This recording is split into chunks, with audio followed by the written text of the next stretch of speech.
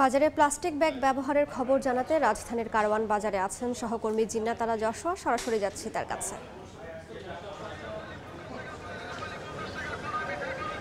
প্লাস্টিকের ব্যাগ পরিবেশের জন্য এমন এক গলার কাঁটা, যার ক্ষতিকর দিকগুলো সবাই জানলেও তাকে পুরোপুরি উপড়ে ফেলা যাচ্ছে না।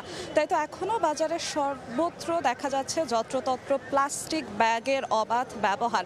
তবে এখানে মজার বিষয় যে আজ থেকে প্রায় 2 যুগ আগেই কিন্তু প্লাস্টিকের ব্যাগের ব্যবহার পুরোপুরি নিষিদ্ধ ঘোষণা করা হয়েছিল বাংলাদেশে। তখন পুরো বিশ্বেই কিন্তু বাংলাদেশে আলোচনার কারণ হয়েছিল, কারণ প্লাস্টিক নিষিদ্ধ করার কারণে।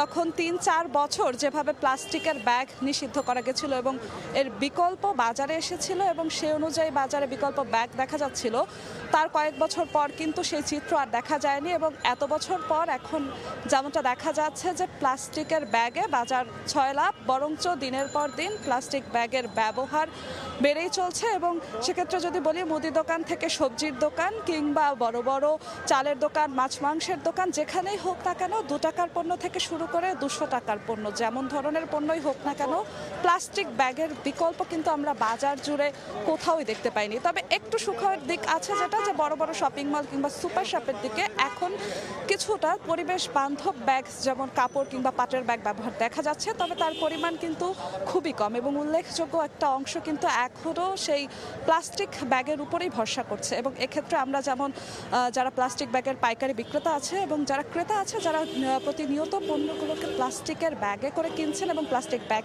সমেত কিনছেন, তাদের সঙ্গে যেমনটা আমরা কথা বলে জেনেছি, তারা কিন্তু এক বাক্যে স্বীকার করছেন যে প্লাস্টিকের ব্যাগ পরিবেশের জন্য ক্ষতিকর এবং তা ঘুরে ফিরে জলজ প্রাণী এবং মানব দেহেও সবার জন্যই ক্ষতিকর। এটা যেমন তারা স্বীকার করছেন এবং তারা একইভাবে বলছেন যে বাজারে তো এর বিকল্প ব্যবস্থা নেই। বাজারে যখনই এর বিকল্প ব্যবস্থা থাকবে তখন তারা তা সাদরে গ্রহণ করবেন। এবং এক্ষেত্রে তারাই বলছেন যে আইন বাংলাদেশে রয়েছে, 2 যুগ আগে যে আইন প্রয়োগ করা হয়েছে সেই আইন নিয়ে যেন কঠোর হয় এবং প্লাস্টিকের ব্যাগের বিকল্প হিসেবে যেন বাজারে অন্যান্য কোনো ব্যাগ আসে, যাতে করে প্লাস্টিক ব্যাগকে সত্যিকার অর্থেই বর্জন করা যায় এবং সত্যিকার অর্থেই প্লাস্টিক ব্যাগ মুক্ত দিবস উদযাপন করা হয়। তখনই আসলে এই দিবসের যথার্থতা মিলবে। তো এই ছিল আমার কাছে প্লাস্টিক ব্যাগ ব্যবহারের সর্বশেষ। রাজধানীর কারওয়ান বাজার থেকে সরাসরি যুক্ত ছিলাম।